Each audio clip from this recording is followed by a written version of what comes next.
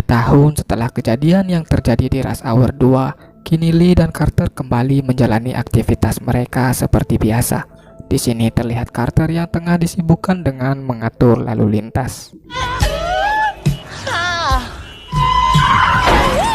This is bullshit. Do you know who I am? That depends. Di waktu yang bersamaan, Lee mendapatkan tugas untuk mengawal Konsul Han menghadiri konferensi Mahkamah Kriminal Internasional. Konferensi itu sendiri dipimpin oleh seseorang pria bernama Reynard.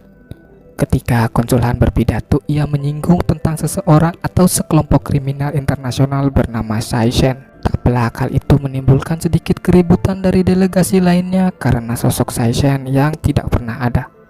Di tengah-tengah keributan, seorang sniper melepaskan tembakan yang mengenai tepat di dada Konsul Han. Lee yang melihat posisi sang sniper bergegas mengejarnya. Sementara itu, Carter juga segera menuju ke lokasi setelah mendapatkan kabar tentang penembakan Konsul Han.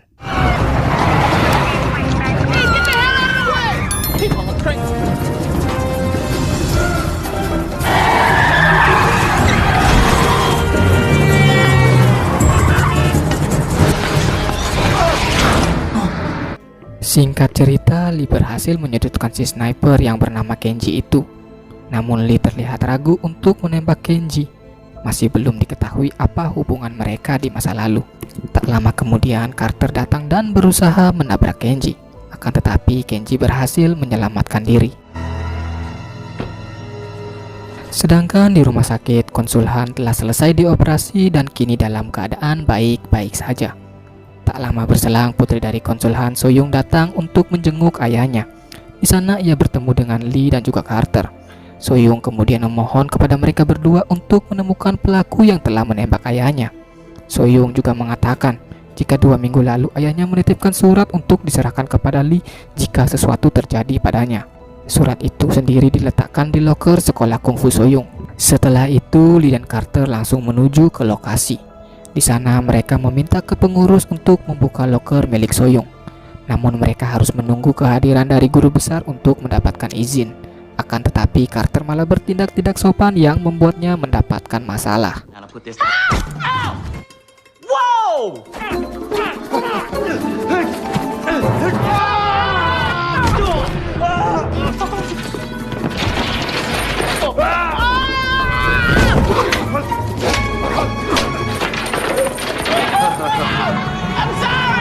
Ketika sang guru besar datang, Carter pun langsung meminta izin untuk membuka loker itu. Who are you? You. No, not me, you. Yes. Your name? Me. Yes, you. I am me. And I'm you. And are you deaf? No, you is blind. Di sini sang guru besar menjelaskan, jika tadi pagi sudah ada kelompok bersenjata yang telah mengosongkan loker itu. Kelompok itu juga mengancam akan membunuh So-young dan juga ayahnya. Mendengar hal itu, Lee dan Carter pun segera kembali menuju ke rumah sakit. Dan benar saja, kelompok bersenjata itu datang ke rumah sakit dan berniat menghabisi Konsul Han dan juga So-young.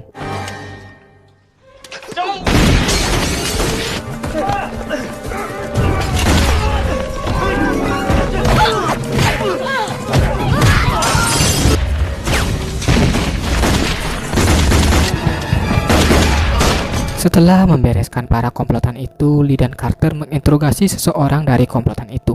Akan tetapi karena orang itu menggunakan bahasa Prancis, Lee dan Carter pun meminta bantuan dari seseorang biarawati yang fasih berbahasa Prancis. Bientôt vous allez nous demander pitié. Putain de nègre de grand-mère, c'est ouf. Well, use the N-word. What? And his grandmama's a 2-bit W. Et la fille. Ah, vous êtes mort. He said shoot me. Singkat cerita, ketika Carter mengancam akan membunuhnya, si pria itu akhirnya memberikan sebuah nama yaitu Genevieve dan juga alamat di Paris, Prancis. Mereka pun berangkat menuju ke Paris dan menitipkan So-young dengan Reynard. Di dalam perjalanannya, Lee mendapatkan informasi jika alamat yang mereka cari berada di sebuah klub rahasia. Setibanya di bandara Paris, Lee dan Carter diinterogasi oleh petugas di sana karena kedapatan membawa senjata api. Did I have your attention? Why don't you tell me what you could both do 20 years ago? You can go now. Take a moment. Go to Paris. Setelah itu, mereka berdua pun meninggalkan bandara dengan menggunakan taksi. Carter lagi-lagi terlibat perdebatan dengan si supir taksi bernama George yang tidak menyukai orang Amerika karena selalu membuat kekacauan di mana-mana. You love America. I love America. Sesampainya di lokasi yang dituju, Carter dan Lee berpencar untuk menemukan orang yang bernama Genevieve. Money plate. Carter. James Carter. Here, this is Baccarat. Tak lama berselang, seorang wanita menghampiri Lee dan mengajaknya masuk ke dalam kamar. Mengira akan diajak bermantap-mantap, Lee malah akan dibunuh oleh wanita itu karena ia adalah seorang pembunuh bayaran.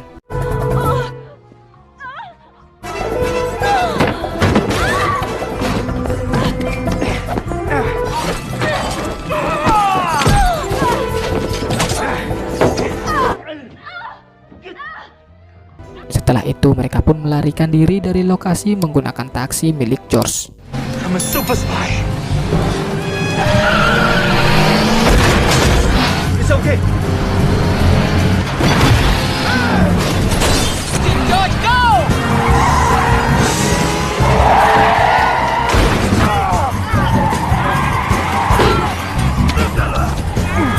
Namun mereka berdua malah terjatuh dari taksi dan kemudian tertangkap. Setelah itu mereka dibawa ke gorong-gorong di mana di sana telah ada Kenji yang merupakan pimpinan dari komplotan itu.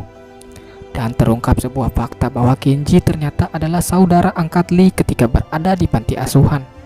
Kenji kemudian memberikan mereka kesempatan kedua jika mereka mau meninggalkan Paris malam nanti. Namun Lee dan Carter malah kabur melalui saluran pembuangan. Come on, okay? Oh, that's a sword! Hell no, Lee! No! Oh, hell no! Ketika sampai di kamar hotel, terjadi perdebatan antara Lee dan juga Carter, di mana Carter menganggap Lee terlalu terbawa oleh perasaan sehingga melupakan tujuan utamanya. Lee kemudian membalasnya dengan tak menganggap Carter sebagai saudaranya yang membuat Carter menjadi baper.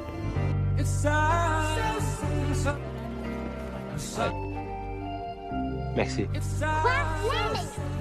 Ketika berada di luar, Carter melihat si wanita yang ia temui di klub tadi siang, di mana wanita itu terlihat memasuki gedung pertunjukan Genevieve.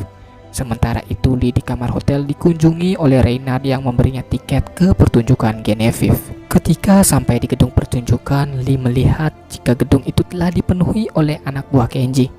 Ketika pertunjukan dimulai, Lee dan Carter kembali bertemu di belakang panggung, dan terungkap jika wanita yang sempat dirayu oleh Carter adalah Genevieve yang selama ini mereka cari. I tried to kill myself.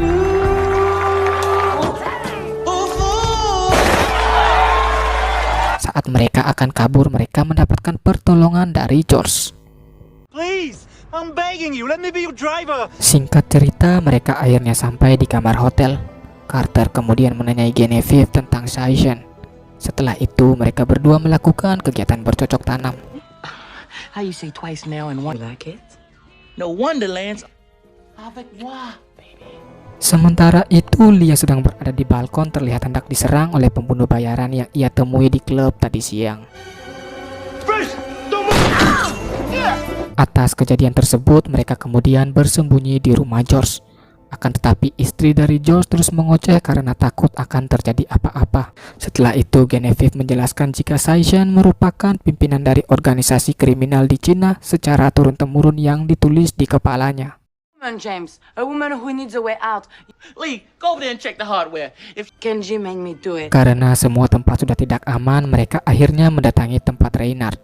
Ketika Reynard menyuruh Genevieve untuk membuka wignya, Lee merasa curiga karena ia belum menyebut jika wanita itu adalah Saishan. Dan ternyata benar saja, Reynard adalah anggota dari organisasi yang sedang mencari Saishan.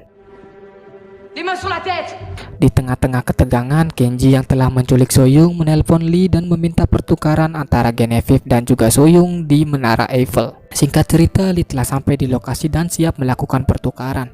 Namun ternyata wanita itu bukanlah Genevieve melainkan Carter yang sedang menyamar. Carter seketika langsung menodongkan pistol ke arah Kenji. Namun Carter terpaksa mengurungkan niatnya karena Kenji mengancam akan melempar Soyoung dari ketinggian. Setelah itu pertarungan tidak dapat lagi terhindarkan.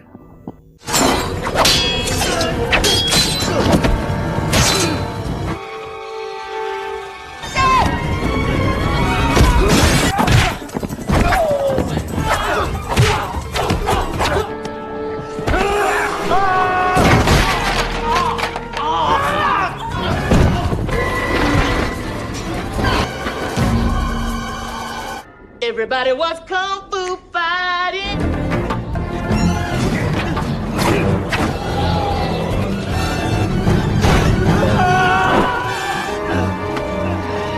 Bye, Lee. Ketika mengira semuanya telah berakhir, si pembunuh bayaran kembali datang dan berniat untuk menjatuhkan Soyoung dari ketinggian. Akan tetapi Lee dan Carter dengan sigap menyelamatkan Soyoung. Mereka kemudian menurunkan Soyoung dengan menggunakan lift. Sedangkan Lee dan Carter membereskan sisa-sisa dari anak buah Kenji.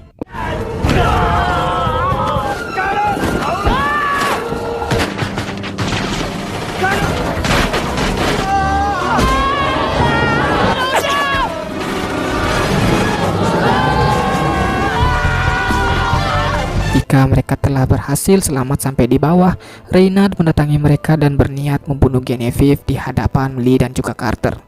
Namun sebelum ia berhasil melakukannya, George telah lebih dulu menembaknya hingga tewas. Di akhir film, para polisi Prancis datang untuk mengamankan TKP. Si komandan polisi yang dulu sempat menyiksa Lee dan juga Carter mengucapkan terima kasih dan juga mengungkapkan permintaan maaf atas insiden tempo hari. Film pun selesai. Sekian saja untuk video hari ini, semoga dapat menghibur kalian semua. Jika kalian suka video ini, jangan lupa like dan subscribe agar channel ini bisa semakin berkembang. Akhir kata saya mengucapkan banyak terima kasih kepada kalian semua. Sampai berjumpa di video selanjutnya.